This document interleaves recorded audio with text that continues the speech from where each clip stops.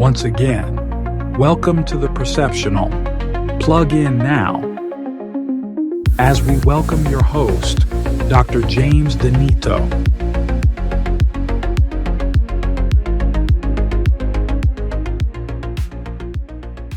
Good afternoon, friends and fans. I'm Dr. James Denito. And this is Rob Matson. My friends call me Gramps. And welcome to the Perceptional, a show that is in constant evolution, 2 years in the making so far, and all of this is about health and longevity. There is an endless array of people on social media, in podcast, basically telling the world how stupid everybody is, and there's a great audience for that. We will not stoop to that level, but sometimes we will get a little bit edgy, and I think today we're just getting to that point, especially when we're going to talk about obesity and this insane craze of what we're doing with drugs to solve the problem once again, a pill for every ill. Today, though, I had a lot of things to do before I got here. I'm fighting the thing that we call entropy. Entropy is the endless pursuit of chaos by nature, and us humans seem to have no trouble doing that as well. So I'm weed eating today. I'm trimming stuff at my property in the office to clean up the latest storms from Mother Nature. And then within a few months, it will have found a way to bring back chaos again, much like a stressed out parent watching their child's room decay into chaos once more. Right. What kind of things did you do today to get rid of entropy in your life? I prepared for this podcast mostly. I have a couple things. So we've talked about this before in the podcast. I'm walking every day as a habit. I did the circumference of the earth, still doing between 8 and 10 miles a day. So I got my walk in this morning, and when we originally talked about doing this, there was a topic that we talked about, and then it slightly changed. So I was working with my bride on, hey, this is what I'm thinking about. This is where my head's at. And then I like to, my biggest growth as above 50-year-old human, my biggest growth is in our ability to understand nuance and perspective. So I wanted perspective and nuance from younger myself and older folks to compare to for this topic, and to really just get a perspective of what humans are thinking when they are seeing the take a pill or inject yourself in the chest, wherever it is, to keep your body from growing through the use of, fuels that it's, putting into it at that nature. So I got ready in that regards. And so I got a lot of different perspectives on what people thought. And then I worked backwards to try and sort of just understand sort of where my head was at and to make sure I could participate in this conversation. Well, what I'm thinking of as a title for the show, I originally called it GLP and Me, but I'm going to call it, Hey Sugar, I Don't Love You Anymore, because of our addiction to sugar and also the emotions that are behind why we're eating the way we are, and we're going to have to somehow cut ourselves off. What we're really talking about, though, when we talk about sugar and our food supply is fuel. And we've had a problem with fuel since we lit our first caveman fire. I had a vision of the Neanderthal that ran back to the tribe with a stick on fire when he found it. Right. They probably threw a spear at him. They were afraid of it, this release of energy. But that's what we do. We release energy from the states of matter. We have solid, liquid, gas, plasma, and we can go back and forth. And the movement of that energy, releasing heat or sometimes putting it in, but that's what makes things move. It makes the world go round. We say that in an interesting way with 8 billion individual consciousnesses. And we use hydrocarbons. Don't you ever say that word fossil fuels to me, because fossils, nobody died to make this oil in the ground here, especially a bunch of dinosaurs. There's a politics obviously involved in that. But when we have hydrocarbons, hydrogen and carbon, two elements, and we are carbon-based elements, and this fuel that we burn out of the ground, mostly out of the ground, you can trap some of these gases elsewhere. We also burn this fuel in our 40 trillion cells, and we call that glucose, and it is a hydrocarbon souped up with oxygen on it, and that's all glucose is. So you have three elements that are doing this amazing thing that we call life. And we're a slave to that oxygen, obviously. We have love affair with it as well. But it is part of the need for water, therefore, when we think about we're on a water planet. Have you ever seen those models where they're showing it's a 3D ball of the earth, and then they said, here's the amount of water, and they put this little pea-like thing next to it. Right. I mean, they put the moon next to the earth, and we get that. When you think about, wait a minute, that little droplet of water can't possibly cover this whole planet. Sure. But apparently it can, and especially when they said if the Great Lakes were ever to be emptied out, it would cover North America, United States, in 3, 4, 5 inches of water. I don't understand that one either. We think we have plenty of water, I guess is what I'm saying, and we're so dependent on that because other forms of life can't exist without water if they were like silicone-based. Why do we think a silicone-based life form would be better? We tend to think of things being more flexible. We have silicone in the world from prosthetics. The Japanese love silicone, don't they? Right. Well, the microchip, I mean, with the jaw, yeah, right. And electricity, right? It's another good thing there. Glass, what a world be without glass, and that's silicone. But we can't do that because we're depending on water, and that's what the math tells us on here. So here we are, we're burning fuel inside of us, and we produce movement, we produce heat, as does the world on these hydrocarbons. Right. And we've abused it, and here we are, all of the world has become fat. And nobody has listened to me for 43 years. I tell them, and they shake their heads, and they go home, and within a day or two, they're back to the addictive behavior. Right. And so they all waited for that drug, and now the drug is here. And we may have chatted about this a little bit before, but there's hardly a person on the planet now who doesn't know somebody already on one of these drugs. It has Right. spread that fast. And so I refuse to invest in that company. I'm sure they're selling stock, and everybody says, where does it go? I think I'd still rather take a chance on cryptocurrency, but... When I was doing my investigation and I was asking folks, they were kind of on that same mindset. They were very much not sure that they would like to support that corporation. That is, and I struggle a little bit with this because the roots, if I've heard them correctly, the roots behind the medication and behind the drug and the I'm always looking for a positive. I'm always looking for some sort of a nugget that takes me to a place where I can see somebody that's a human that's trying to do something right. My understanding of the roots of this drug, the GLB or GLP or however I don't use it myself, but the roots was to help people with diabetes. Now, obviously, the roots of diabetes comes from probably very poor diets, then a sedentary lifestyle, and then not sleeping. So all of the things we've talked about before. This is, in my humble opinion, and everybody that I talk to, as you said, a pill to chill or a pill to help the ill or however, I'm messing up the rhyming here. But they saw it as, in most cases, hey, at least it had a foundation that it was positive of, hey, it's trying to help somebody with diabetes to begin with.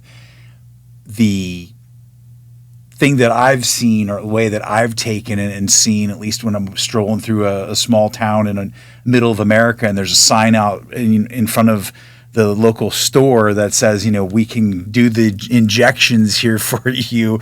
I'm like, man, this has become so mainstream, as you've said, that people are just swinging off to get their fat injection, while they're taking a stroll through town. So way off probably where you were going, but no. We're all over the place with this drug because right. Let's just go to the chemistry first of how this works because it is freaking brilliant. Yeah, please help me to understand it. So GLP is an actual hormone in your body, glucagon-like peptide, and it's -1. There's a lot of different versions of it, -2, -3. It's made in your gut.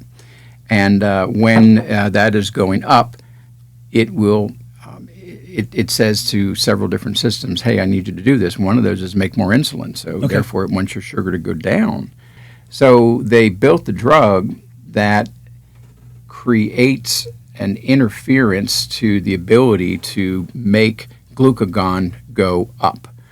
And therefore, it cannot send a signal that we've got to raise the sugar, therefore it cannot stimulate your appetite. So you're just never hungry. So you've lost your appetite, and within a day or two, most of the people using the drug, they say, I don't have an appetite anymore for anything. You know, I guess I got to eat, so I'll go eat what Denito told me to eat this time and finally get into the vegetables and the fresh meats and things of that nature. So there is always side effects with drugs, and this particular drug, no one knows the long-term side effects. We have people losing their hair. We have gut paralysis. We have just overall feeling crappy. Most of those people, within a week, they feel so bad they have to get off the drug right away, and they know something's wrong on here. But the majority of the people are saying, no problem, I'm losing weight. Now, I guess the biggest problem with this is it's so easy that they don't go to the gym or do any exercise. And that's why so many people look so gaunt and wasted, because gaunt is the everything word. Yep. is just being sucked out of their body, muscle included, and they have to put exercise in this equation. So there's a variety of names and an endless array of different copycats, and I don't know if they're all the same company, because I think they have a broad patent on this thing. Okay. So I'm not sure if every different version you see is really just the same company laughing all the way to the bank that you think you're buying something different. They may have just made safer and safer versions of this thing. So Rob, do you have anybody that you know that's on this drug? I know people that know people. And I know them as well. But I would say, like, my spouse has friends that have been on the medication. I know other folks that have been on it, and the word that I've been describing them all as gaunt, like kind of that hollow cheek look. I'm worried, or not worried personally, but I am curious to the long-term effects. I had not heard of some of the things you were talking about with the gut. I'm blown away that it kills your appetite. I mean, I think they've talked about ADD medications that have had that. I mean, I've had children that were on that as children, and we had to kind of force them to eat. But to have something that just completely shuts you down, I mean, it seems like it's a fancy way of saying you're starving yourself. I mean, is it not? I mean, it's what it feels like. And that's really what it comes down to for people, is that when we want to lose weight, I can shift what you're eating, but that also includes how much of it you're eating. Right. And we had a rule when we were running the company Slim Generation that we took whatever calorie level you're at and knocked 20% off in increments. And if some people came in and they were at 1,500 calories, that was pretty darn low, and we were stuck for the last 10 pounds, we knocked 20% off of that even. So some people we had to push temporarily below 1,000 calories because the metabolism was running not that efficiently, but that slow. Right. That kind of observation of people like that led us to the revelation of that AD36. It's a virus, adenovirus, which means it's an aerosol type thing, so it's spread very easily. Right. And that is now shown to be about 1 in 3 humans who has obesity right now is infected with this virus and has altered their metabolism in such a way that the only way they're going to stay healthy and lose weight is to be at these ridiculously low levels. Sure. Certainly a lot less than what they were when they were teenagers. So it's not so bad to have. I don't know if we're going to get this virus purged out of our system. I was just going to say, can you get rid of it? Is that like any virus? Do you ever get rid of like a cold sore virus? Sure. Do you ever get rid of some of the flu viruses? Do they ever really leave, or they just become part of an embedded genetic code? Warts in your skin and all that other stuff, right? It's like they're put into kind of a quiescent, sequestered state, but I don't know if we ever really leave when it comes to viruses, because we're still debating as to what the heck a virus is in terms of a type of life form that might be. So let's say that you have a certain group of people that have this virus, and the only answer is for them to reduce their calories. But they're hungry all the time, and they feel it's unfair to be eating 800 calories a day when everybody else can have that twice the amount. So a drug like that is very appealing to that person then, because it compensates for something that unfairly bullied them, got into the system on here. The rest of us, I think that a lot of people overeat calories for emotional reasons. It's obvious, but what makes people so stressed out that they need to satisfy it with 5 minutes of satisfaction of food? And then I like to go and say, are we frustrated with the government right now? And we're like, woohoo, we're gonna fix everything. We've got some new sheriffs in town, and we should not be blaming inept government stealing all our money. We see things going in the right direction on that. Right. Does anybody here not think this Doge is a good idea? You don't want to tell me that, because I can't imagine why somebody would be against getting rid of government waste, corruption, and fraud. I've had people in my life that have actually been anti, and I've experienced it quite a few times where people wouldn't listen to some of my podcasts because they were on X, and that's therefore supporting the Elon man. I also found and do find it very hard to understand how anybody would have a problem with waste. Yet I've had people that have specifically called out, hey, they're firing people in an inhumane way, and they're getting rid of people that, are the $80,000 a year lawyer that could be doing the $250,000 a year job, but they took this to be, a government employee and make a difference. And therefore, there's this nuance and perspective that's selling it as this is like this harsh, like we're fucking taking this guy stuff away. And at the end of the day, it's to the point where they're starting to say like $150,000 or less, and you won't have to pay personal income tax anymore because we've got that much excess spending. I mean, this is stuff I've heard. I don't know if it's all true, and I'm not going to fact check it all yet, but it's just very, very surprising. Here's what's going to happen, people. We're going to lay off millions and millions of people. That's how many it's going to be from their gravy train money. They're either going to lose a job, or their company's going to lose it because it has no value to society. They've got contracts making widgets that nobody wants, and $1 million toilet seats, whatever it is. We're going to have all these people who are now wandering around like the apocalyptic zombie movies, looking up and down the street for work. Right. And guess who's going to come to their rescue? The government in a different form, and it'll give them some handout because we're all human after all. We don't want to see this amount of suffering.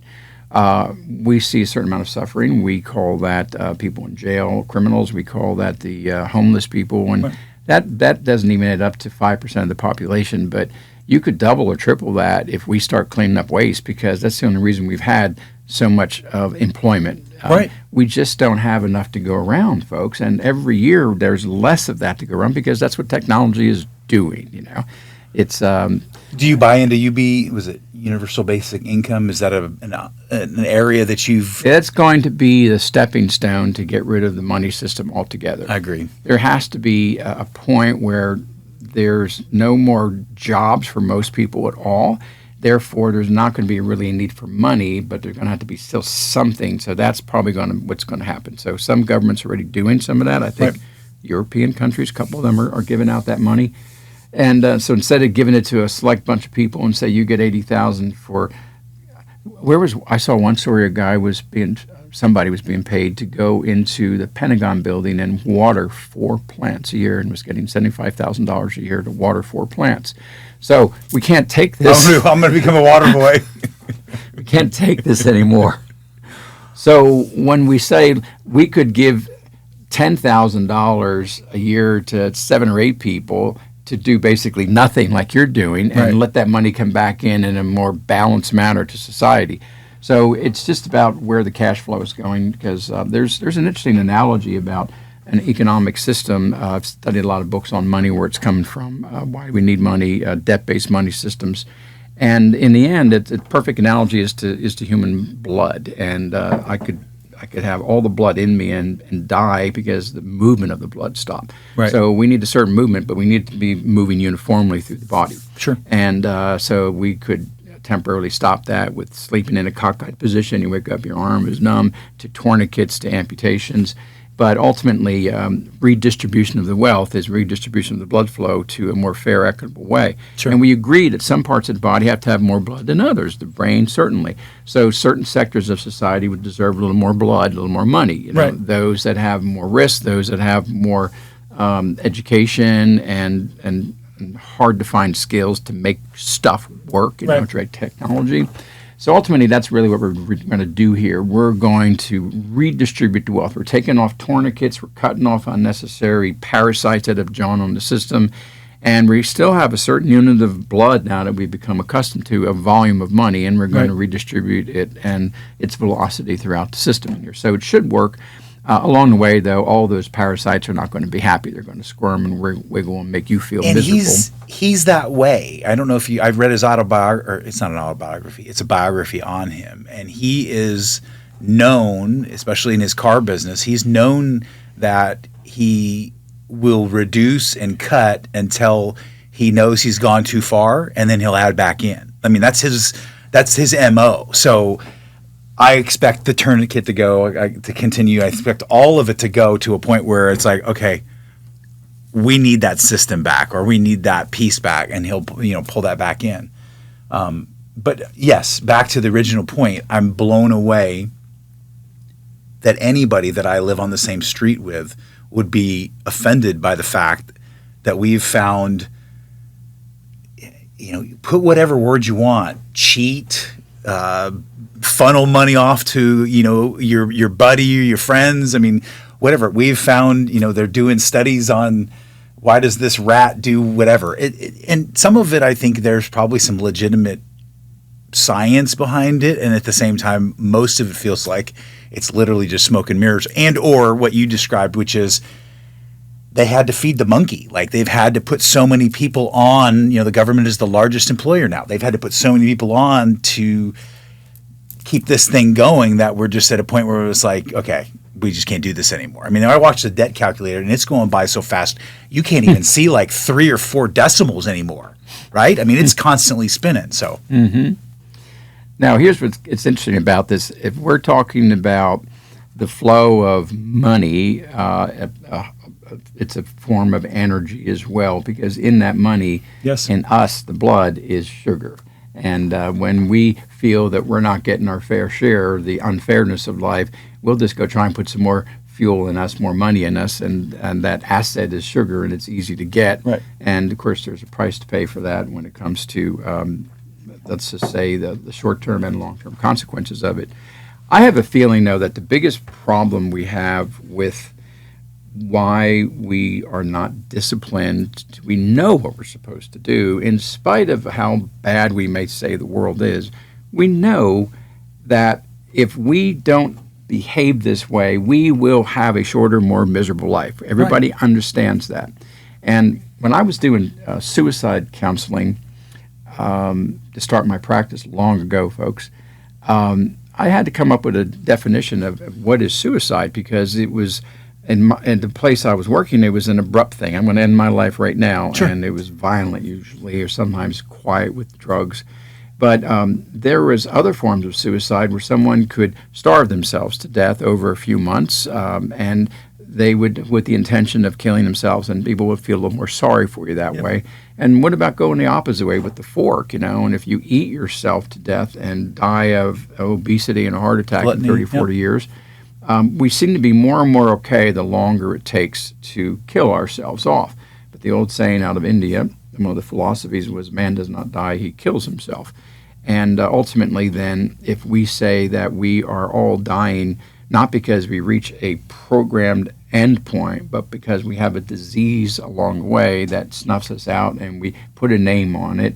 And even when we say, oh, they died peacefully in their sleep at 95 years old, still a disease. Still one of the 4 horsemen got something went wrong in there, and it was because of those choices in life. But we don't want to get harsh on each other and say, well, look at your choices. You died at 60, and you died at 80, and you died at 90. We allow ourselves to live our own lives too. So part of us is compassionate. Hey, I don't want you to be suffering so much. Why don't you just try and eat like I'm doing on here? Right. So I think one of the biggest things that we're missing for that discipline is a theological basis that we call that faith. We call that purpose. Religion down here on a more primitive level. I guess it is that way. And do I have some special faith? I have come to faith because of miracles, we'll call them. The miracles of how I see the human body regenerate and heal itself after a disease. after a trauma. It could be even an emotional thing and how people go through loss, things of that nature. Yep. I've had miracles where nobody can explain why I'm still here, protecting me from a certain collision, and a voice you hear or something moves your hand and pulls the car out of gear.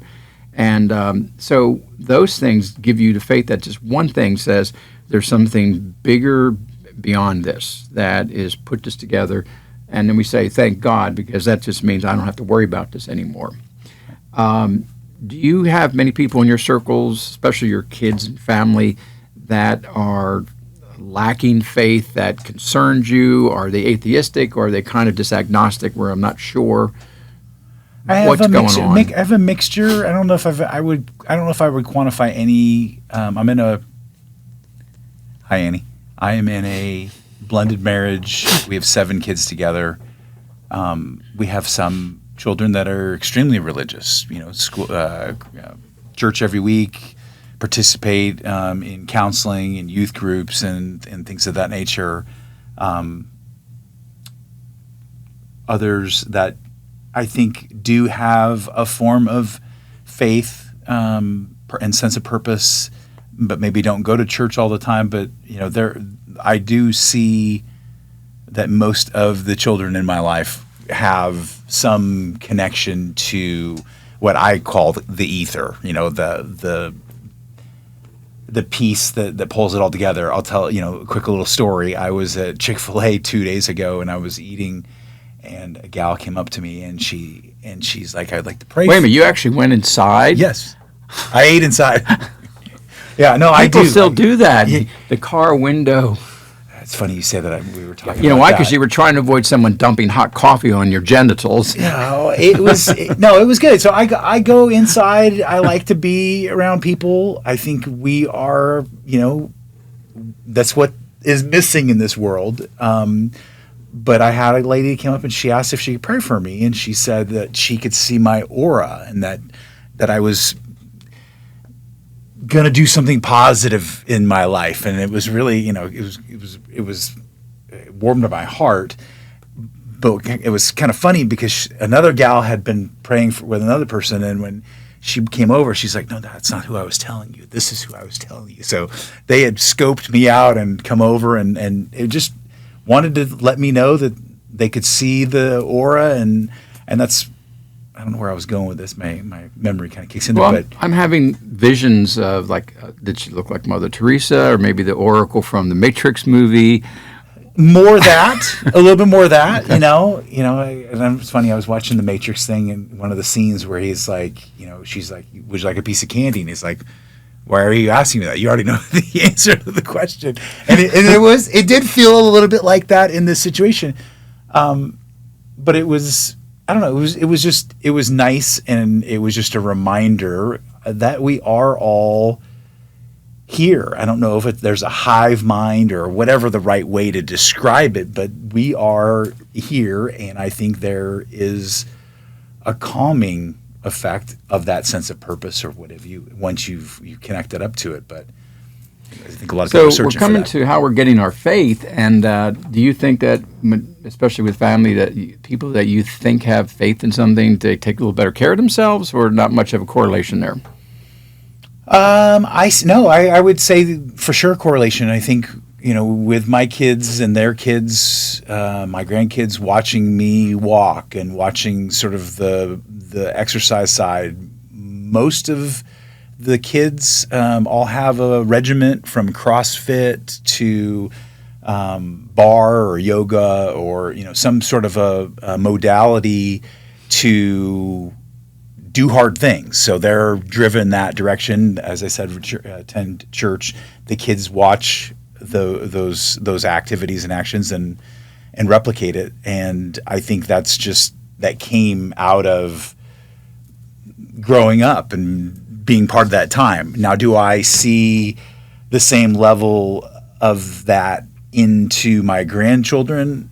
I think it's a little, and I'll use probably the wrong word, but a little retarded, a little bit less than it was kind of in my age group. And, I went to church with my parents, and I'm not an every Sunday guy. I believe and I'm connected, but it's just,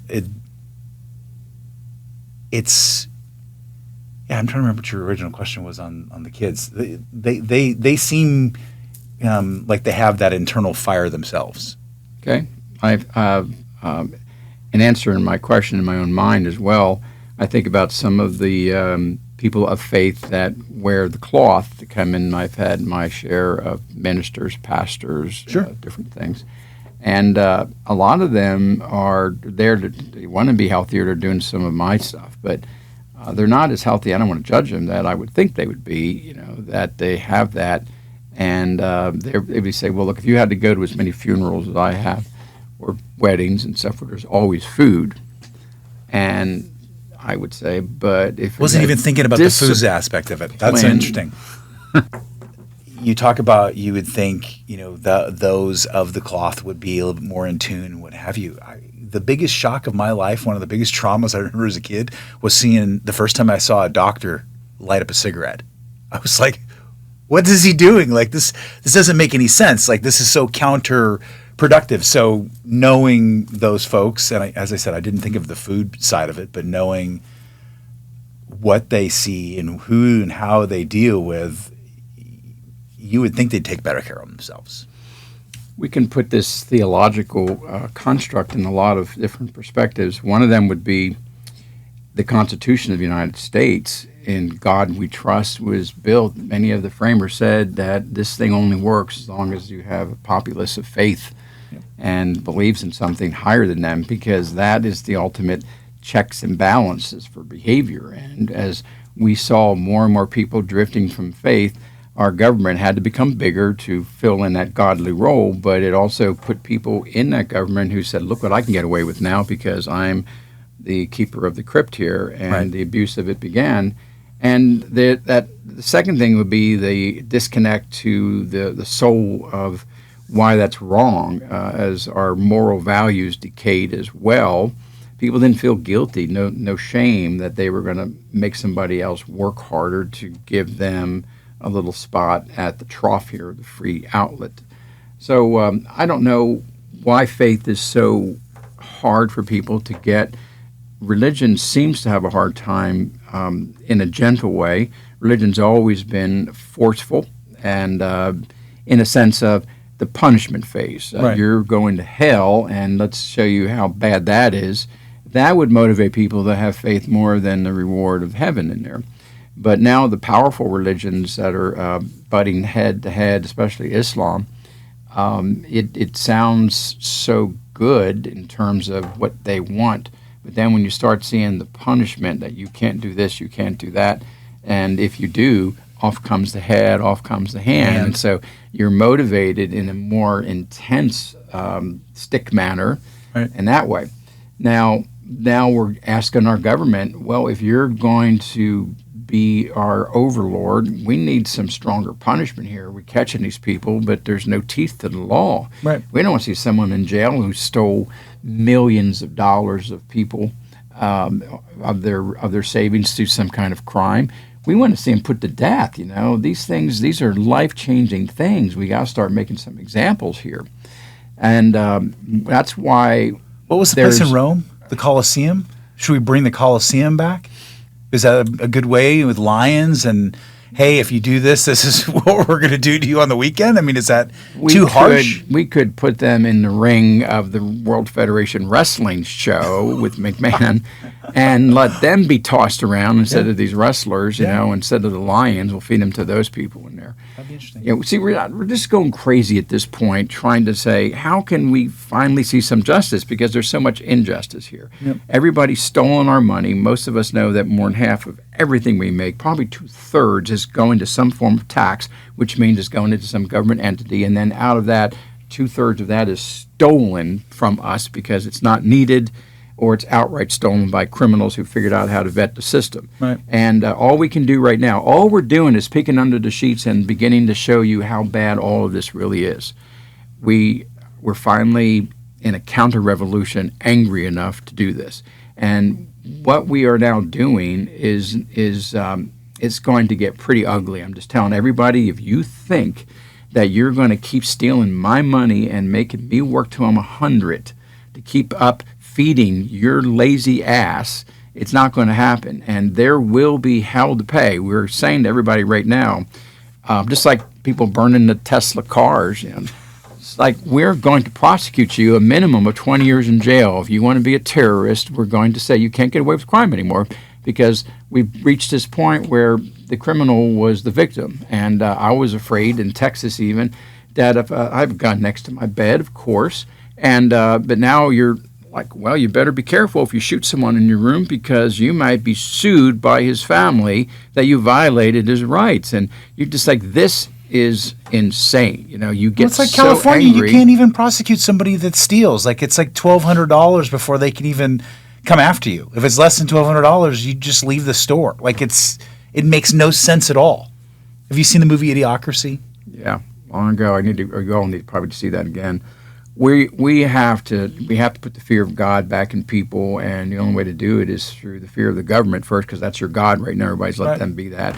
And then all I want is, if you had to say a prayer up, is can we get some more miracles that everybody can have in their life? Just things that make them go, that is so powerful of an intervention of something that you change inside, and you suddenly want to do the right thing and be a good person again and get those virtues kicked back in. If we have all of that, all of this problem goes away. Right. So we are drifting away from, unfortunately, from this. And at a time when science is expanding the universe, and the more we keep looking, the more vast and amazing it is, the more everywhere you peel an atom apart, you peel space apart, you just keep finding more stuff. And to me, that becomes more omnipotent in power, and yet for most people, they just say it's a matrix. That's what the computer does, keeps generating more scenes in there. I actually wanted to do stuff today about the glitch in the matrix, and in many ways, this kind of can fit together, because what we're all doing to ourselves to create moments of pleasure, of escapism, we want to pause the computer program for a minute, take that alcohol, have that cigarette, to take a break, as we call it, so we can get out of the movement of the day. The rat race. And even if we could just freeze time, if you could pause the matrix for 5 minutes a day, what would you do at that time? Everybody's around you is frozen in time. I don't even know. It's one of those things that I haven't taken the time to contemplate what I could do if things were in a pause sort of state. We live a life, my bride and I live a life that a lot of the times we have to look at a calendar to figure out what day of the week it is.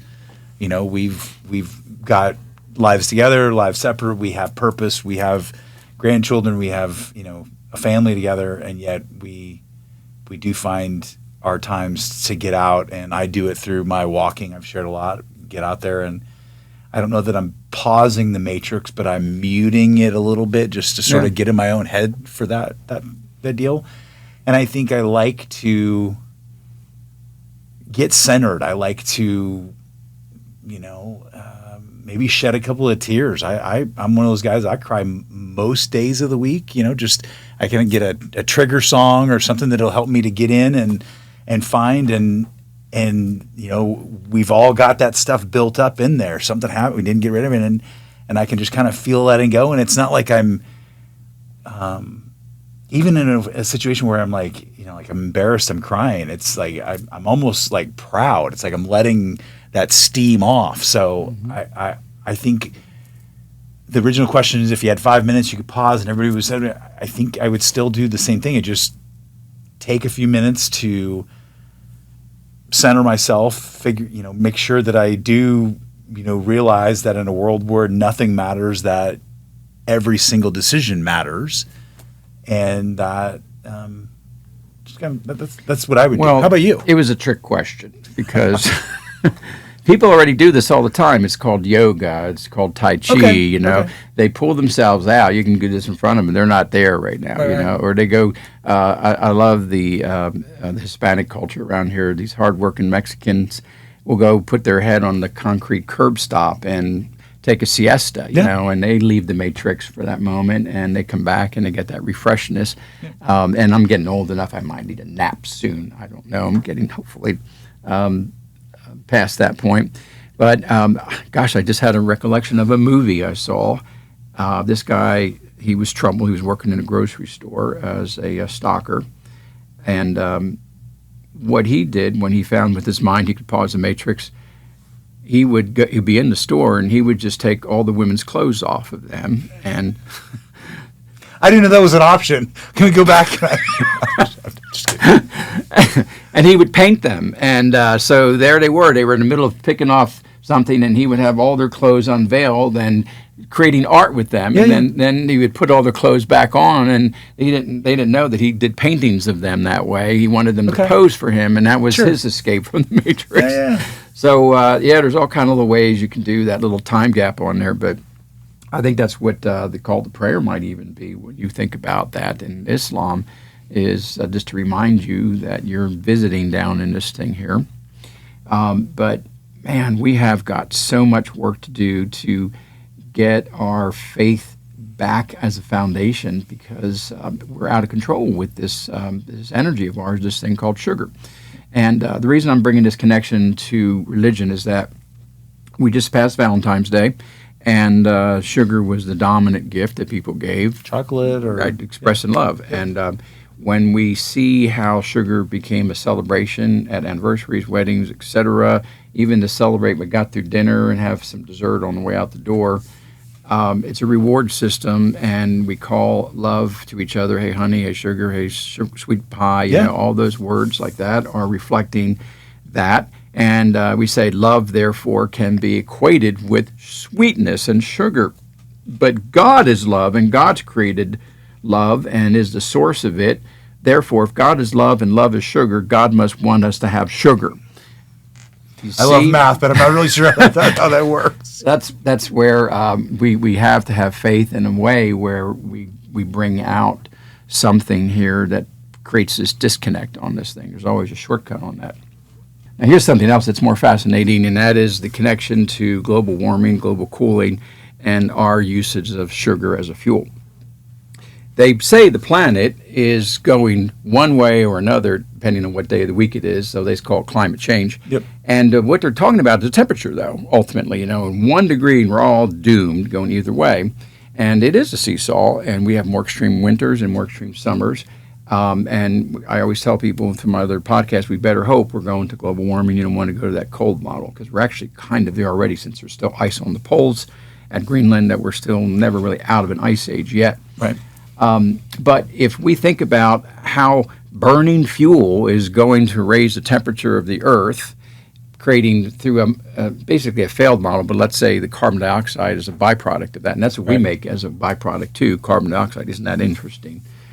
But if we look at our body and we say that our fuel, our sugar, is not burning efficiently, and therefore the sugar is accumulating, the fuel, in our bloodstream, a pollutant at that point, becoming inflammatory, creating interference to hormone signaling, immune competence and accuracy, and a variety of other troublemakers, just sticking on things and hardening up and crystallizing, damaging, let's say, nerves, blood vessels. If we are to look at the other things the body will do with the unburnt sugar, it'll have to store it and become fat. And let's say it's organ fat, isn't it? Yeah, usually it's going to organs, it'll go on your belly, etc. Right. But if we say that we're going to bring your sugar down with this new drug, because we're going to cut all kind of things about your diet and lifestyle, but let's use a theoretical person. Let's say a person is keto-based, organic food, 1,500 calories a day, and they got 5 stubborn pounds that they can't get off of them. And instead of using the GLP-1 drug, they come to me and I give them the discipline, motivation, and they do it. And what they do is they don't eat any less calories, they just eat it differently. They start putting dinner for breakfast, they start eating 3 meals a day instead of 2, right. They start putting garlic and onion on their eggs instead of salt and pepper, little subtle changes in how you put the lifestyle component together in there. Is it just, what is it doing? Is it shocking the body? What is it doing that's causing that? No, it's basically, the metaphor here would be if I'm throwing coal into a furnace in the bottom of a steamer ship, right.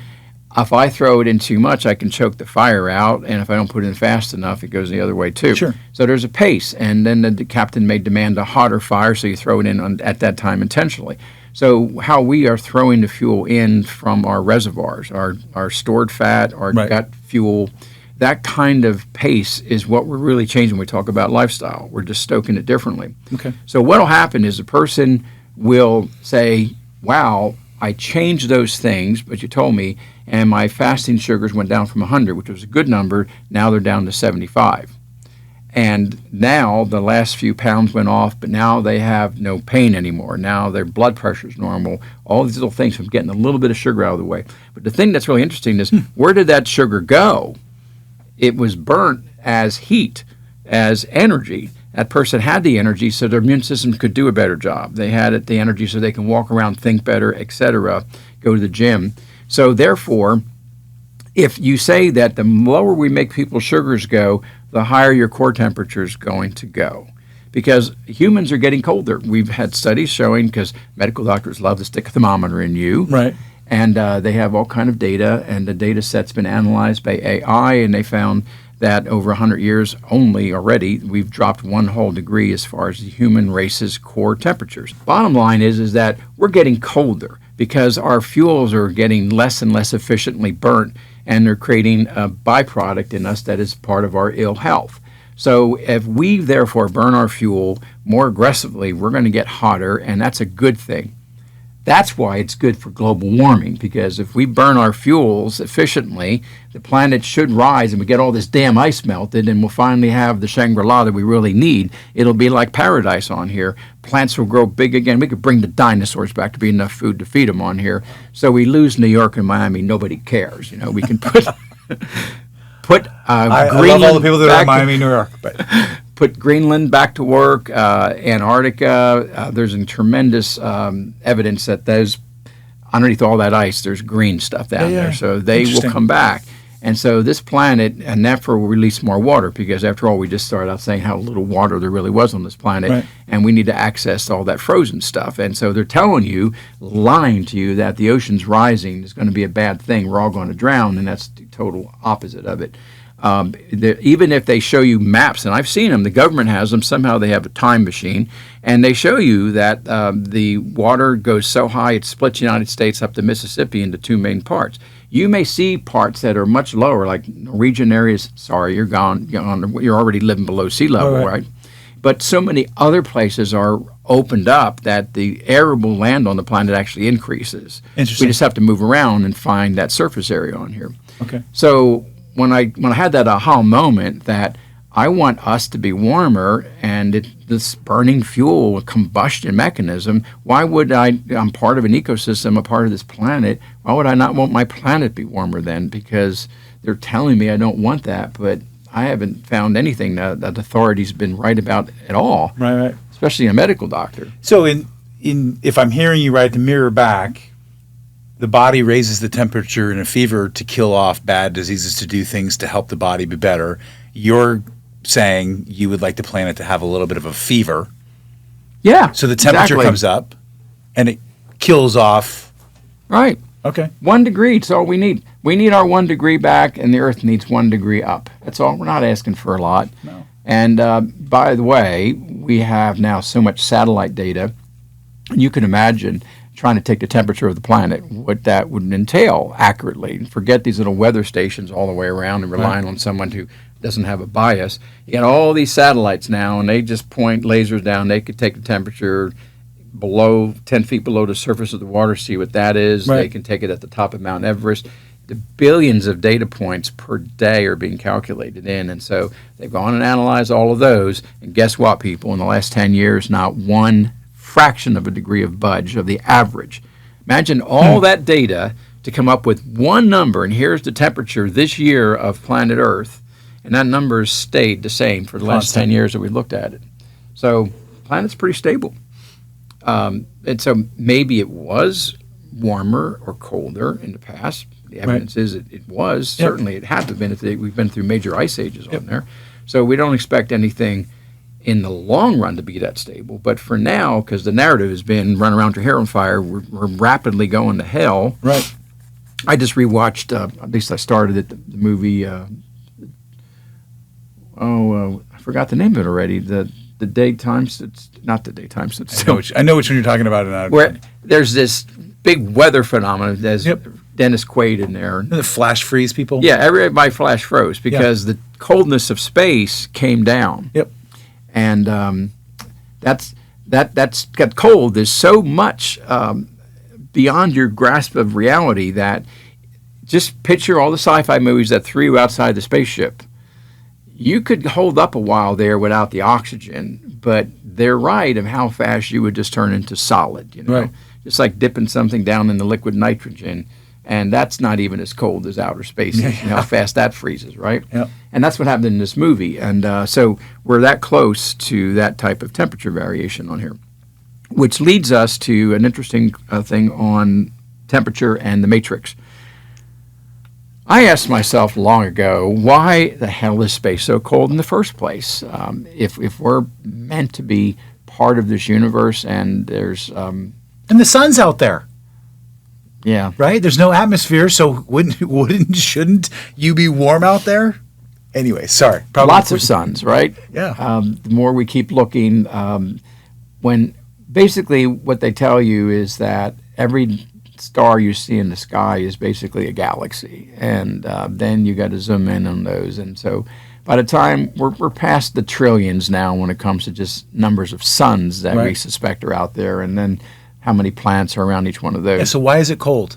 So the thing is, though, there's so much space between them all that there's still it's an equation that E equals mc squared is part of this whole thing on here, but this system itself is in existence in this thing we call space, but it creates it's a form of energy that's out there that we don't want to tap into. That's where we're going to go when we get beyond our hydrocarbons.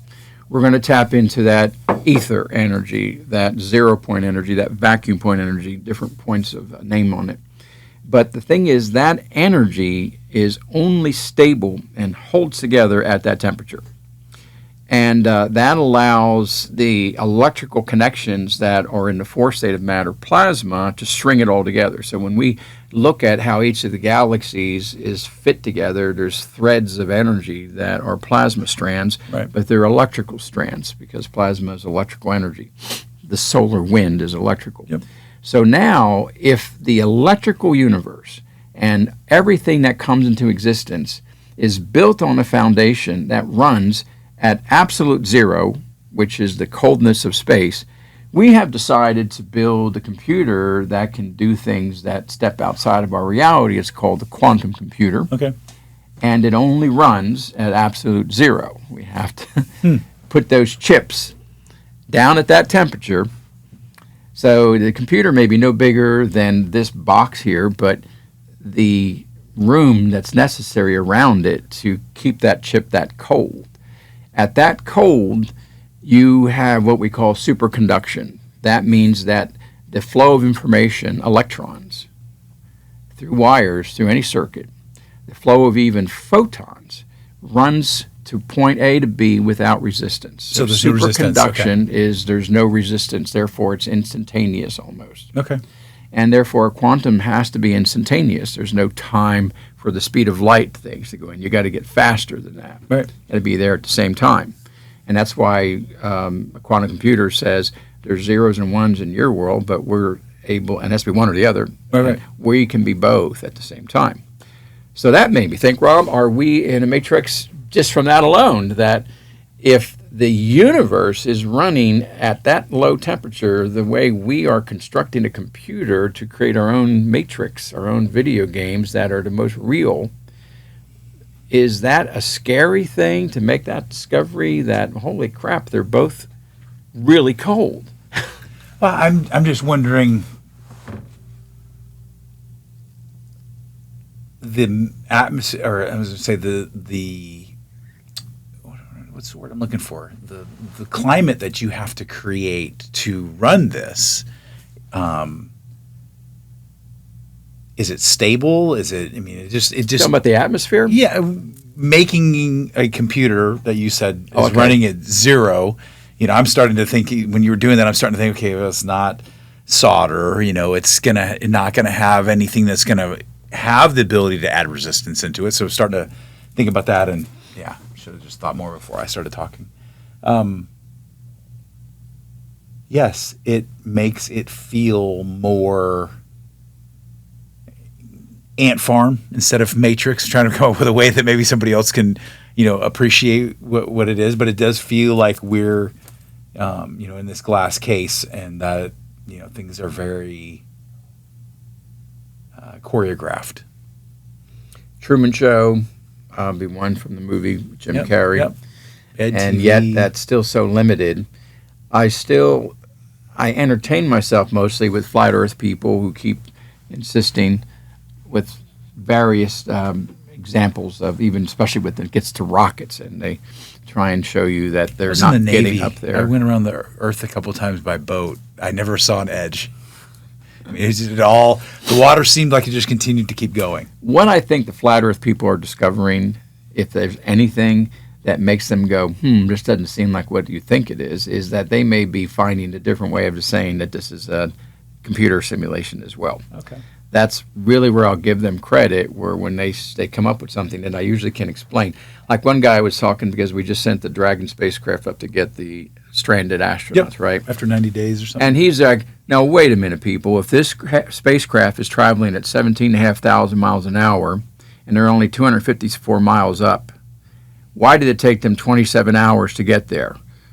And he goes like that, and it's like, well, maybe you need to go look that they need to go and make a few orbits and catch up to the space station, right, because you have to slingshot around on this thing. Right. You're not just going, here they come, let's hope we run in there. You have to get into sync on there. You have to get in sync. So some of the stuff, and these people have a lot of followers. Again, stupid things get a lot of people following you. We're giving you intelligent things. Here's how help spread the word, get away from stupid. So I don't mind people saying the Earth might be flat. They might be on something. But when you start making statements like that, and you just do the least bit of homework, and all you would have said is, why does it take so long to get there? Because right, you got to take a few loops around. Sure. So what? What's so hard about that? Well, and I'm a big fan of Chris Nolan, and so Interstellar, and I don't know if you've seen Interstellar, but the whole space, time, gravity affecting all of that. I give that probably more juice than it deserves. But yes, I can't see how you would just launch up and, oh, hey, we'll be there in 6 hours. I mean, there's a lot more. I think there's a lot of simpletons that try and make complicated things into something that they're not. But now we're going to give you some alternative. We're spending all this time telling you how dumb everybody is, and how lazy everybody is, how unfaithful everybody is. There's a lot of ways of putting the negative on there, but we're humans, and we will find a way around things, and maybe this time everybody will listen to me. Now, I've been working on a perfect blend to do exactly what these drugs do: control appetite, get sugars down, since the middle of 2012, and I still have a lot of ingredients. I've had several different groups come to me to try and put a project like that together, and I'm about to do some correlation with a big name in healthcare to try and create that perfect product. Doesn't mean they're not on the market already. They're coming. right, And I was talking to one of my vitamin manufacturers. You get to know a lot of the makers. There's only so many of those. All those companies know each other. Right. There's tens and tens and tens of thousands of different product companies out there. And some companies have 2 products, some have hundreds of products in there. But what we're seeing is a definite movement of things that are being put on the market that are now revisiting this whole blood sugar thing. Instead of just saying this is what we have for the diabetics, let's go for the pre-diabetics. Let's go for that person I was describing earlier, right, that can't get that last 3 pounds off their body and can't get that last 20 points off their sugar. And what else can we do to tweak that system on there? On your own, what have you come up with that you take to keep yourself fit that inevitably is helping your blood sugar? Well, and I was prescribed metformin at a time. I had pre-diabetes with H1C levels higher than what folks wanted them to be. I would back up and I would say that the machine that is us, and I put all three as equals. I don't put any over the other. I put sleep or rest, energy, whatever the right term is. I put movement, exercise, clearing your head, whatever the right word for that as well, and what you put in your body, fuel, the things that you get from nutrition, from all sorts of things. So when I look at my list of, hey, I don't take a GLP-1 to maintain this physique. Sorry, I was trying to be humor.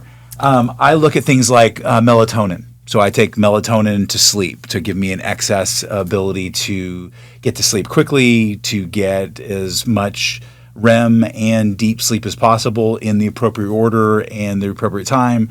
And all of that sleep focus, if I read and listened to the people, is clearing the fog out of your brain. It's getting rid of the excess things in your systems, and it's cleaning that side up. So, from that perspective, melatonin for sleep. Other things around diet, I'm taking an omega-3. I'm taking a couple different forms of magnesium, L-threonate, I think is how you say it. Threonine. Threonine? Okay. Threonine or theanine. Okay. There's two different. Okay. Threonate and theanine are two different things. Probably doing theanine. It's a calming agent. Okay. And magnesium bisglycinator, I think is how you... Biglycinate. Yes. Thank you. Oh, yeah. The R. It's not an R. Or bisglycinate. Yeah, it is. But I would say I typed it out and the E became an R. It's misspelling. So I'm taking a couple of those. And then I do take ashwagandha from a relaxation perspective. And I do have issues with gastric reflux, hiatal hernia, and the Matson gut. So I have introduced DGL, or a licorice root extract, to help sort of calm and soothe that as I've kind of gone through that. And then, I walk 8 to 10 miles a day, which gives me the excess, or getting rid of the energy, clearing the head, making sure I'm good in that regards. And you made kind of a joke earlier. I do take, 2 to 3 naps a week, where 30 to 40 minutes, go in. I don't, take my phone with me, lay down. I can get a little bit through that sleep cycle, and it gives me, just a little bit more energy and stoke to do the rest of the day. So, all right. There's a lot of things you're doing that are basically promoting a nice balance between, let's just say, energy production, but more relaxation. Yes. More compensation for this this planet around us here with its wear and tear. When we are looking at some of the magic pills that say what one ingredient can come closest to what a GLP-1 agonist drug does, it is vitamin B8. And B8 is known as D-chiroinositol in this particular form. It's sweet. It's ironic that it tastes like sugar. Okay. And reading what I'm seeing right now, it's going to be capable, just that alone, a couple of scoops, got to do it by the scoopful, a day will probably do 80 to 90% of that appetite control as these things will. So this could be revolutionary. So the manufacturers are seeing that a lot of people who are jumping on this bandwagon, all of them are putting that vitamin B8 in there. Just revisiting it. Now, we've used that vitamin before, but more for female hormone balance when we have some troubles getting women through menopause. But ultimately, all the sugar blends that are already in use have a variety of fundamental things, a couple of herbs. Chromium is always in there. Zinc might always be in there. Sometimes the fatty substances and the fish oils are good because of the role of getting inflammation out of the way. Okay.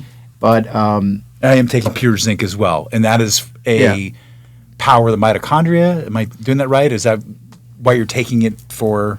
I'm trying to think of what I'm taking it for. Well, zinc is the second busiest mineral in the body, so take your pick. There's a lot of things it's going to do. Magnesium's the busiest, so you get those two right, you get a lot of things right. Okay.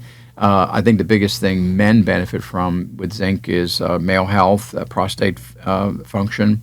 Thyroid does have a big appetite for it as well. Sometimes when you can figure out what a mineral is for, it might be where the body tends to store it the most too. So men store all the zinc dominantly in the prostate gland. Okay. And it's everywhere in the body, but that's the reservoir, so it wants to be close where it has the greatest need. So yeah, we are developing products that are coming on the market. They're already on the market that are going to help people get off of these GLP-1 agonist drugs and maybe get people that magic discipline that they still don't have. But I'd rather have you taking the natural product, and it's going to be cheaper than these drugs are. I think the prices come way down from over $1,000 a month for most of these, but you still have a few $100s a month, and I could probably get you on a product for $30 to $50 a month that's going to do almost the same thing, give you magic discipline. Right. Now, it won't give you faith. I want a pill for that. Wouldn't that be something if we can just take a pill and you suddenly have faith? You become euphorically faithful. The quick question, and I meant to ask this earlier. As you're describing, hey, we're going to get this and we're going to pull it together so we can get people off of this GLP-1 inhibitor or whatever the product is. If somebody stops taking it, do they immediately just balloon right back up? Is that sort of the same kind of thing? Is there a need for, as you're describing, a bridge or gateway to a different methodology? Or if the drug companies all of a sudden were outlawed and there was some sort of a martial law and they said, you're not going to do this, would half the population double in size overnight? I mean, is that the kind of... That is the question that you can just now visualize this. A large boardroom with all the executives sitting around it, and there's a couple of guys with the white lab coats on who made the drug for them in the first place. And that's what they're asking them. What's going to happen? How long can we keep people on this thing? You know, we don't want them to use it and get done. We'll burn through this.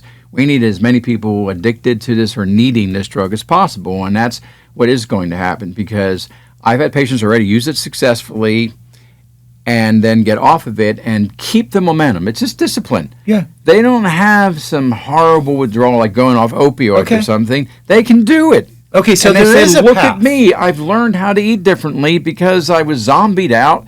I made a left when I went to the grocery store, went to the produce section and said to the cakes and pies. Right. So here I am. So it is. So this is where back to where you were saying, hey, we didn't want to just demonize. There are edge cases. There are edge cases that this drug seems like, hey, if it was a extremely obese person and they just tried and it just didn't work, this would be do we have a mercy clause here, like together, where we would say, hey, we would give this percentage of the population this. Right. What is it? Because the cars that you get them started. This is so much better than a stomach bypass or some a sleeve. Yeah. So this is good. So it is one of those benefit risk things you got to put in perspective. And if someone worked with me and patients are needing to do this, I'll help them get them off of this drug when they're ready. But unfortunately, for most of the people on this drug, they are not going to have someone guiding them like we can. Right. And so they will fall right back into that craving again for whatever it is. It no matter how good they feel, how they learned all those new ways, it's within days they start dreaming of cupcakes again and other things like that. And so it's humorous, it's sad, it makes me angry to see that we're such this way, because again, what would be necessary to help so many people use something and then say, okay, I'm done. The other drug that is realistically hard to get off of are the opioids. I always mention those. When you need those for pain, and that's why there's so many people in physical pain, and we have so few things the medical doctor can come up with except let's give you something to block it in your brain, and it does. And even when you say to this person, I've removed the source of your pain now, I've given you chiropractic, I've given you nutrition, I've got you detoxified, whatever, get rid of the drug, their body still says, I need this. And it's a fascinating thing. So it's not that kind of addiction. This drug can be pulled out very, very easily and quickly. It's easy. The body doesn't fight in the physical way. There's a psychosomatic thing that we're still going to have to learn how it Psychology is, I was thinking it was more of a mental thing based on what I heard you say. So that's good. Interesting. All right, America. So with that, sugar, I don't love you anymore. Good day, America. Good day.